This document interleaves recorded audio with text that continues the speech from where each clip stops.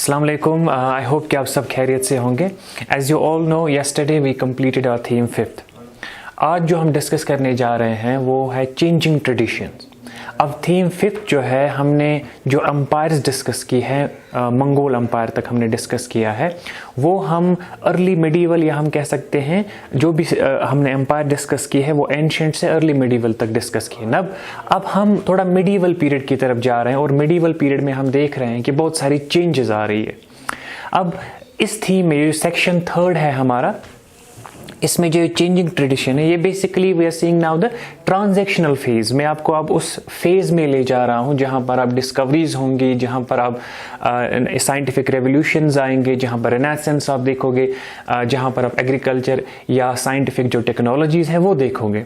अब हम वो जो नोमैडिक एम्पायर्स थी या जो क्लासिकल पीरियड था उससे हम थोड़ा आगे मॉडर्न पीरियड की तरफ जाएंगे और वो एक ग्रेजुअल प्रोसेस है जिसको हम ट्रेस आउट करेंगे।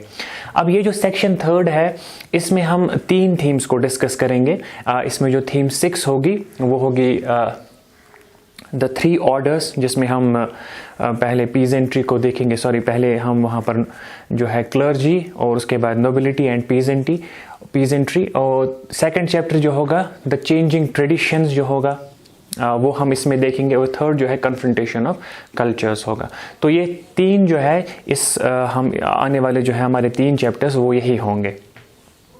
अब यहाँ पर हम ये इस चीज़ को देखेंगे from 9th century to 17th century. तो उस पीरियड में क्या होता है कि कुछ चेंजेस आ जाती हैं, तो यहाँ पर हम ग्रेजुअली उसको ट्रेस आउट करेंगे। लेकिन जनरली मैं आपको एक ओवरलुक दे देता हूँ आज के लेक्चर में कि हम जो आगे पढ़ने जा रहे हैं उसका एक जैसे बिलाल सर कहते हैं ट्रेलर में आपके सामने दे दूंगा आज, ठीक है। अब यहाँ पर हम ये देखेंगे कि हमने 9th सेंचुरी तक अब स्टडी किया है, 9th या 11th सेंचुरी तक हमने देखा है कि large parts of Asia and America witness the growth and expansion of great empires. जो उनमें हम देखते हैं कुछ नोमैडिक थे, कुछ वेल अर्बनाइज्ड सोसाइटीज़ थी, कुछ अच्छे थे और कुछ में कुछ लैकिंग्स थी। अब यहाँ पर अगर आप रिकॉल करो, हम देखते हैं हमने बहुत सारी सिविलाइजेशंस को सुना या हमने कुछ सिविलाइजेशन को अच्छे से पढ़ा। जैसे अगर हम ट्रेस करते हैं, हमने सबसे पहले मेसोपोटामियन जो है एक अच्छी बड़ी सिविलाइजेशन, जिसमें असेरियन थे, बेबीलोनियंस थे, या उसके बाद अगर हम ग्रीस इटाली की तरफ जाए, वहाँ पर हमने पहले तो पर्शियन एम्पायर, जिसको हम अकेमेनियन एम्पायर भी कहते हैं, उसके बाद मैसेडोनियन एम्पायर, और उनके बाद ग्रेजुअली हम देखते हैं डिफरेंट एम्पायर्स आई हैं। जैसे हम रोमन एम्पायर देखेंगे, अरब जो है अरब सिविलाइजेशन, या मुस्लिम एम्पायर है, मुस्लिम सिविलाइजेशन है, और सब्सिक्वेंटली दूसरी जो सिविलाइजेशन है जैसे Egyptian, Syrian, Assyrian, Chinese, Mauryas, Mongols, ये सारी जो सिविलाइजेशन है हम देखते हैं 9th 10th इन्हीं सेंचुरीज में आ जाती है। और ये जो लास्ट में मैंने चाइनीज मौर्यन को कहा है, ये तो एंशिएंट में आई है, BCs में आई है। तो इन सब सिविलाइजेशंस को हमने सुना या पढ़ा है। अब यहाँ हम देख रहे हैं ये जो चेंज वर्ल्ड हिस्ट्री में हो रही है, कुछ डिफरेंट चीज़ें अब हम देख रहे हैं सोसाइटी में, अब डिफरेंट चीज़ें आ रही हैं। अब यहाँ पर आपको एक चीज़ पहले समझनी है, वो है ये कैटेगराइजेशन ऑफ हिस्ट्री। अब कैटेगराइजेशन ऑफ हिस्ट्री किसको कहते हैं? हम शायद मैंने आपको ये बताया होगा, कैटेगराइजेशन में अगर हम इंडिया की बात करते हैं, हमने इंडियन हिस्ट्री को डिवाइड किया है 3 फेजेस में। एक को हम कहते हैं एंशिएंट, सेकेंड जो है medieval, and 3rd modern phase. तो ये हम 3 फेजेस में हिस्ट्री को डिवाइड करते हैं। सेम यहाँ पर भी अगर हम इस मॉडर्न हिस्ट्री को या हम वर्ल्ड हिस्ट्री की जब हम बात करें, मोर पर्टिकुलरली अगर हम वेस्टर्न यूरोप की बात करें, वहां भी ऐसे ही कैटेगराइजेशन करते हैं हम। जैसे एंशिएंट का पीरियड अलग है, मिडीवल अलग और मॉडर्न अलग। अब यहाँ वेस्टर्न यूरोप की बात करें, क्योंकि ये जो चेंजेस हम देखेंगे वहां वेस्टर्न यूरोप की ही देखेंगे। अब यहाँ पर आप जब देखोगे, यहाँ पर जो मिडीवल पीरियड है उसको आपको याद रखना है। मिडीवल पीरियड जो स्टार्ट होगा लगभग 5th से 15th सेंचुरी जो है, इसके बीच में जो चेंजेस आई हैं उसको हम मिडीवल फेज में डिस्कस करेंगे, ठीक है, जो वेस्टर्न यूरोप में हम देखते हैं। अब यहाँ पर जो भी चेंजेस आई है, यहाँ पर जो भी डेवलपमेंट्स हुई है, उनको ट्रेस आउट करना है। नाउ यहाँ पर हम देखते हैं वेस्टर्न यूरोप, जो वेस्टर्न यूरोप का रीजन है ना। अब एक बात फिर से आपको ये रिकॉल करनी है, जब हम देखते हैं, जब हम रोमन सिविलाइजेशन को स्टडी करते हैं, उसके 5th सेंचुरी में हम देखते हैं वहाँ पर कुछ चेंजेस आ जाती हैं और वो जो है कैपिटल जो है शिफ्ट करते हैं कहाँ पर, कॉन्स्टेंटिनोपल पे, जहाँ पर बाइजेंटाइन एक रीजन होता है उसके नाम पर वो एक दूसरी एम्पायर जो है बाइजेंटाइन एम्पायर जिसको फिर कहा जाता है। और after the fall of western Europe, जो है वेस्टर्न यूरोप का रीजन था ना, जैसे रोम है, वहाँ पर इटली है, फ्रांस है, तो ये सब जगह जो है ना ये रोम से अलग होगी। अब यहाँ की हम डेवलपमेंट ट्रेस कर रहे हैं। अब यहाँ पर हम थोड़ा सीख रहे हैं धीरे धीरे इस वीडियो एडिटिंग में कुछ नई चीज़ें लाना। अब मैं अगर ये पॉसिबल हो पाया तो हम जब इस लेक्चर को रिकॉर्ड ये ना एडिट करेंगे तो वहाँ पर मैं आपको इस यहाँ पर अगर पॉसिबल हो पाया वेस्टर्न यूरोप के कुछ रीजन्स को मैं यहाँ पर दिखाऊंगा। तो यहाँ पर आप देख सकते हो फिर जो ये रीजन्स हैं, इन रीजन्स में हम देखते हैं ये जो रीजन्स हम देख रहे हैं इनमें हम देख रहे हैं चेंजेस आ रही है। ये वेस्टर्न यूरोप जो यहाँ पर आप कंट्रीज देख रहे हैं ये वेस्टर्न यूरोप है। अब इसके बाद हम देखते हैं वेस्टर्न यूरोप में रोमन के डिक्लाइन के बाद, रोमन से अलग होने के बाद यहाँ पर कुछ चेंजेस आ रही हैं और वो चेंजेस हम देख रहे हैं क्या हो रहा है। जो मॉडर्न पीरियड में हम कनेक्ट करते हैं, जैसे कुछ और चीज़ें मॉडर्न पीरियड से जो हम कनेक्ट करते हैं और इनमें जो प्रोसेस हुई है वो हम देख रहे हैं। सबसे पहली बात जो है 9 to 17 सेंचुरी में जो भी हम मॉडर्न पीरियड से कनेक्ट करते हैं, जो हम देखते हैं ग्रेजुअल प्रोसेस से इवॉल्व्ड स्लोली। ये एक ग्रेजुअल प्रोसेस थी जिसमें हम देखते हैं मॉडर्न पीरियड में जो भी चेंजेस आई है ये एक ग्रेजुअल प्रोसेस है। अब क्या ग्रेजुअल प्रोसेस है, तीन चीजें मैंने यहाँ पर दिखाने की कोशिश की है। पहली बात जो है the development of scientific knowledge, ठीक है, based on experiment rather than religious beliefs. तो ये जो मैंने हम बार बार हिस्ट्री में इस चीज़ को हम रिपीट करते हैं कि इंसान का जो माइंड है, इंसान की जो थिंकिंग है वो एकदम से चेंज नहीं हुई है, इसने बहुत ज़्यादा टाइम लिया है और ये ग्रेजुअल प्रोसेस है। जैसे हमने जब पहली थीम पढ़ी थी तो वहाँ पर हमने देखा कि इंसान का जो इंसान पहले ट्रीज़ पे रहता था, फिर केव्स, फिर ओपन एयर साइट्स। तो ये क्यों इस तरह से ग्रेजुअल प्रोसेस है। अब फूड का भी आप देखो, गैदरिंग से फिर हंटिंग, हंटिंग से फिर स्टोर, फिर कल्टीवेशन, फिर फार्मिंग, इस तरह से वहाँ पर भी हम ये ऐसे देखते हैं। तो इसका मकसद ये कहना है कि ये हिस्ट्री में जो भी डेवलपमेंट्स होती है ये एक ग्रेजुअल प्रोसेस के साथ होती है। ये कोई ऐसी चेंज नहीं आती जो एब्रप्टली इंसान के दिमाग में है, बल्कि एक ग्रेजुअल प्रोसेस है जिसको हम ट्रायल एंड एरर भी कहते हैं। पहले आप गलती करते हो फिर सीख जाते हो। इसी तरह से मॉडर्न फेज में, जैसे आज अगर आपको कोई चीज़, इससे पहले अगर एंशिएंट में हम देखें उन टाइम पे अगर आपको कोई चीज़ खानी होती थी तो आप यूजुअली हंटिंग करते थे, आप बहुत ज़्यादा मेहनत करते थे। तो आज जो है इतना चेंज हुआ है तब से आज तक का ज़माना। आज हम मोबाइल फ़ोन से सिंपली हम ऑर्डर कर सकते हैं और अब हम अपने घर में बैठकर अपने ऑर्डर को प्लेस कर सकते हैं। तो ये एक चेंज है ना, तो इसी चेंज को हम देखते हैं। ये सडन चेंज नहीं आती है, ये क्या होती है, ये स्लोली आती है, ग्रेजुअली आती है। और इस ग्रेजुअल प्रोसेस को हम हिस्ट्री में स्टडी करते हैं कि किस तरह से ये ग्रेजुअल प्रोसेस हुई है।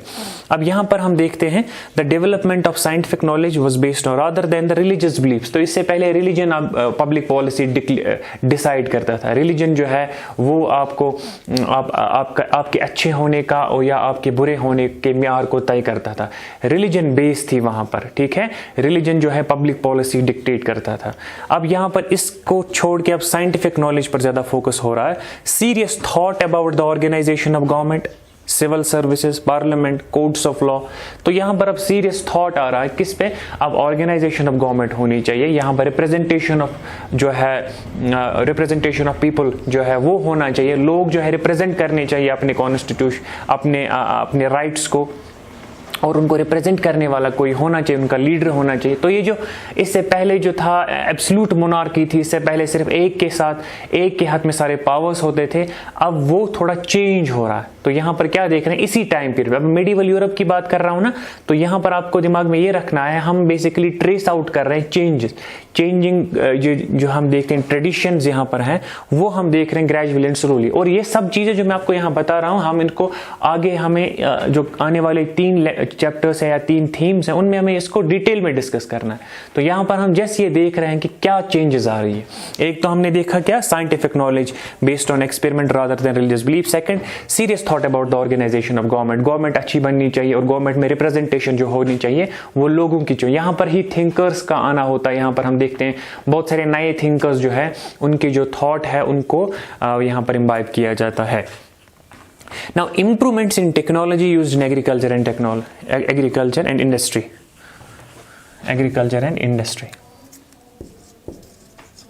अब यहां पर आप देखो टेक्नोलॉजी जो है वो अब इम्प्रूव हो रही है, तो इस इम्प्रूवमेंट की वजह से जो एग्रीकल्चर है उसका फैला, उसका सरप्लस बढ़ जाता है।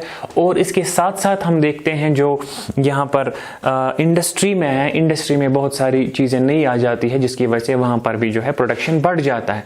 तो ये भी डायरेक्टली या इनडायरेक्टली किस पर असर पड़ता है? इंसान की लाइफस्टाइल पर असर पड़ेगा, इंसान के सोचने के म्यार पर असर पड़ेगा कि वो अब किस तरह से आगे की लाइफ को विजुअलाइज करता है।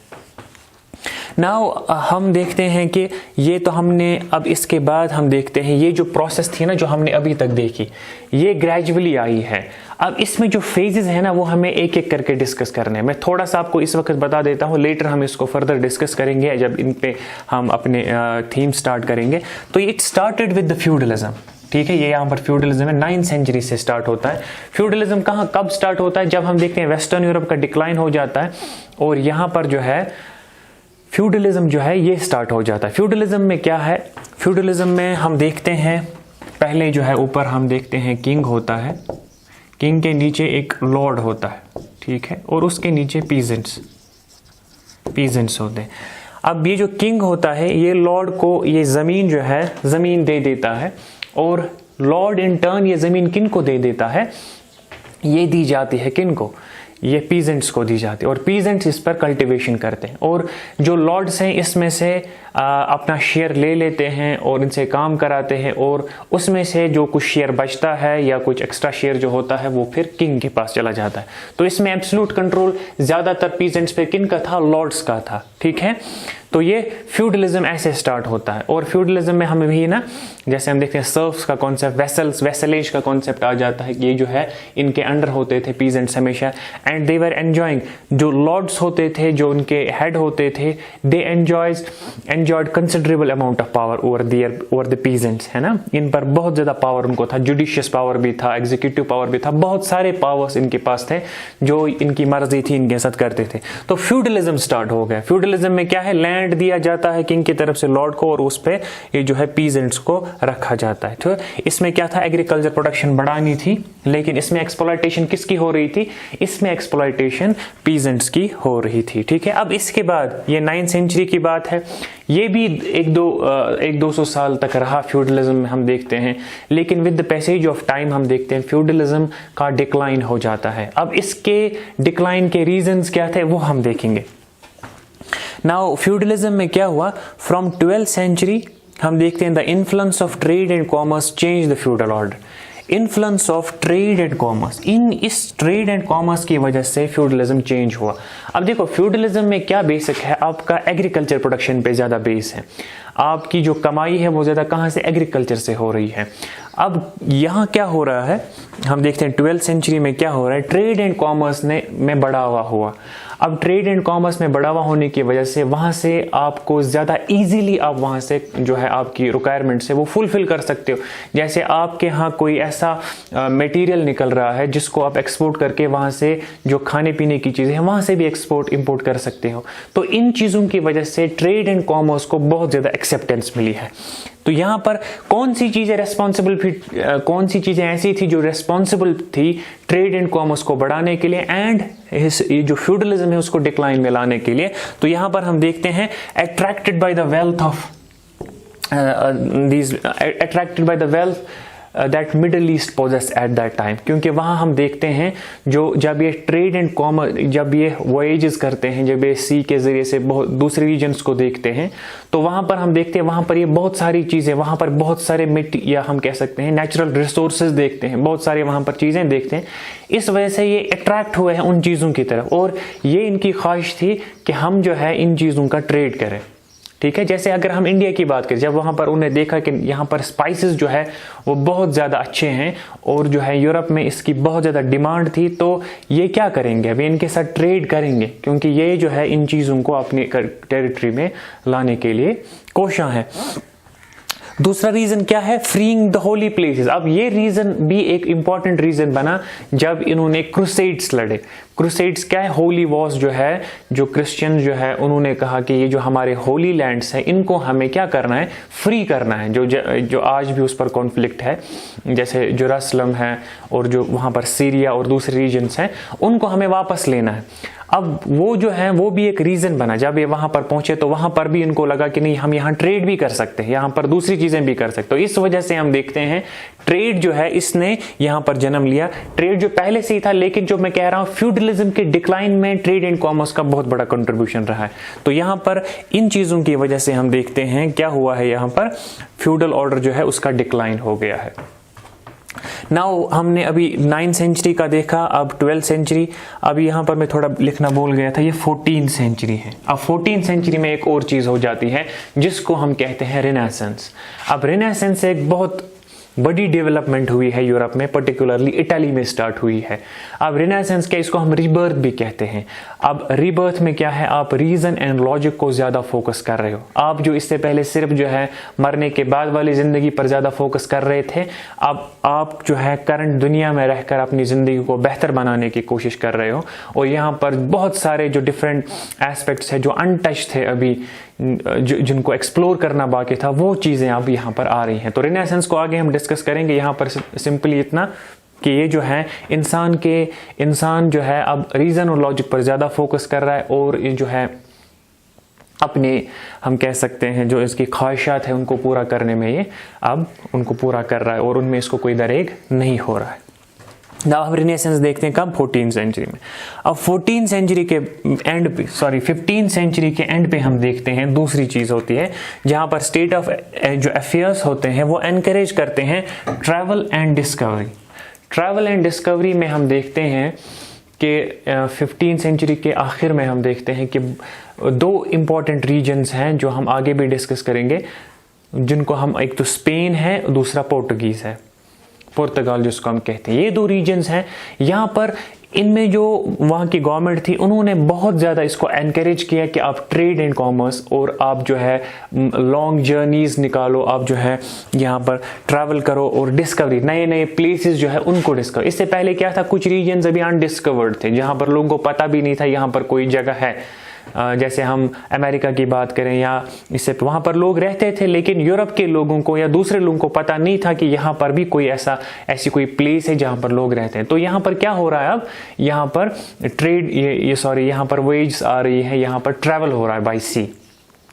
अब इसी चीज में हम देखते हैं इसको कौन ज्यादा फर्दर प्रेस करते हैं, इनको Spanish rulers as well as Portuguese rulers इसको प्रेस कर रहे हैं। अब वेज ऑफ डिस्कवरी हो गया कि नई जगहों को तलाश करना, ठीक है, वेज ऑफ डिस्कवरी। अब स्पेन एंड पोर्टुगल यहाँ पर है। अब बहुत सारे यहाँ पर हम देखते हैं नए रूट्स या नए रीजन्स को डिस्कवर किया गया। मोर पर्टिकुलर अगर हम देखें, क्रिस्टोफर कोलंबस जो है वो किसको डिस्कवर करते हैं, अमेरिका को डिस्कवर करते हैं। इसी तरह से हम देखते हैं, अगर पोर्टुगीज की यहाँ पर हम बात करेंगे तो उनमें से एक इंपॉर्टेंट बंदे हैं जिनका नाम है वास्को डी गामा, ठीक है। वास्को डी गामा जो है, जिन्होंने जो एक रूट निकाला है जिसको हम देखते हैं केप ऑफ गुड होप। अब जो है फिर से अगर हम पॉसिबल हो पाया तो यहाँ पर आप देख सकोगे जो साउदर्न टिप है हिंदुस्तान का, वहाँ से साउदर्न टिप जो है अफ्रीकन कॉन्टिनेंट का, तो वहाँ से जाके उसको हम केप ऑफ गुड होप कहते हैं। तो यहाँ से जाके वो कहाँ, हिंदुस्तान में चले जाते थे। तो ये नया रूट था, इससे पहले ये रूट नहीं था अगर यूरोप को हिंदुस्तान में आना होता था तो वहां पर कुछ जगहों पर आपको सी रूट मिलता था, लेकिन बाकी जो जगह थी वहां पर आपको बाय लैंड जाना था, तो डिफिकल्ट था आपके लिए। तो ये वास्को डी गामा है जिन्होंने क्या किया, वास्को डी गामा ने ये जो है रूट है इसको निकाला है by Cape of Good Hope. तो ये कहाँ पहुंचते थे, फिर इंडिया पहुंचे हैं, और इंडिया में जो वहां पर बहुत सारे डिफरेंट हम देखते हैं वैरायटीज ऑफ स्पाइसेस हैं या दूसरी चीजें हैं, उसको फिर ट्रेड करते थे। अब ये यहाँ पर हम देखते हैं सबसे पहले किसने डिस्कवर किया, पोर्टुगीज एंड स्पेनियर्ड्स ने। In their encounters, Europeans try to control and establish their monopoly on trade. तो ये भी एक इंपॉर्टेंट चीज, जब आप किसी दूसरी जगह पर गए हो, जैसे इससे पहले जो पोर्टुगीज एंड स्पेनिश है ना, ये यहाँ से अमेरिका में भी गए हैं, और अमेरिका में जो है वहाँ पर उनकी लोकल जो है एम्पायर्स थी, जैसे हम एज़टेक एम्पायर देखेंगे या द पीरू एम्पायर है, वो भी वहाँ पर थी। तो वहाँ पर जाने के बाद इन्होंने वहाँ पर अपनी मोनोपोली जाहिर की। मोनोपोली क्या होता है कि इस पर सिर्फ मेरा ही हक है और जो है ज़्यादातर फ़ायदा आप ट्रेड से खुद ले रहे हो और जो है थोड़ा सा फ़ायदा या फ़ायदे के बगैर ही आप दूसरे जो है उनसे ले, जैसे वहाँ से आप रॉ मटेरियल ले रहे हो और रॉ मटेरियल जो है उसके बदले आप कुछ नहीं दे रहे हो उनको, ठीक है। तो ये और वापस में फिर उसको फिनिश्ड गुड बनाकर इन्हीं को बड़े ऊंचे दामों पर बेच रहे हो। तो असल में कहने का मतलब ये है कि ये मोनोपोली थी। मोनोपोली मतलब अब इनका इस पर कंट्रोल रहेगा, ट्रेड एंड कॉमर्स में जो चेंजेस आएंगे वो इन पर इनका कंट्रोल रहेगा। जैसे ये हम देखेंगे ब्रिटिशर्स भी आए हैं यहाँ पर, तो ब्रिटिशर्स ने भी पहले यही किया था। पहले जब उनको पॉलिटिकल अथॉरिटी मिली थी तो मोनोपोली ली थी, सिर्फ हमें ट्रेड ड्यूटी फ्री ट्रेड अपने लिए रखा, जहाँ पर उनको टैक्सेस नहीं देने पड़ते थे, बाकी चीज़ों से एग्जेम्प्ट रखा खुद को और ज़्यादा फ़ायदा जो है खुद को लिया इसमें। अब यहाँ हम देखते हैं in other cases they were overbearing, aggressive and cruel and adopted attitude of superiority। अब दूसरी जगहों पर हम देखते हैं, अब हम आगे भी इसको डिस्कस करने जा रहे हैं जब हम थीम 9 शायद उसमें है, जहाँ पर एज़्टेक्स, मायाज एंड पीरूज, ये 3 रीजन से जहाँ जब ये स्पेनिश वहाँ पर गए हैं तो या ये जो है पोर्टुगीज़ वहाँ पर गए हैं, इन्होंने पहले तो उनमें देखा कि ये जो लोग हैं ये उनमें उतना सेंस हम कह सकते हैं गवर्नमेंट का सेंस या बाहर के लोग, उनने वेलकम किया उनको। जो नए लोग अब देख रहे हैं शिप के ज़रिए से आ रहे हैं, वास्को डी गामा आ रहा है, क्रिस्टोफर आ रहे हैं, तो ये इनको वेलकम कर रहे हैं। लेकिन जब वो इन रीजन्स में आए यूरोपियन, तो उनने कहा यहाँ पर तो बहुत सारे रिसोर्सेज हैं, हम इनको एक्सप्लॉइट कर सकते हैं, हम इन पर हुकूमत जाहिर कर सकते हैं, हम इनको एज स्लेव्स यूज़ कर सकते हैं। तो ये भी इनमें दिमाग में आया कि हम क्यों नहीं इनसे वो फायदा उठा सकें जो हम इनसे उठा सकते हैं। तो इस वजह से कभी कभी हम देखते हैं जो ये डिफरेंट रीजन्स को ये डिस्कवर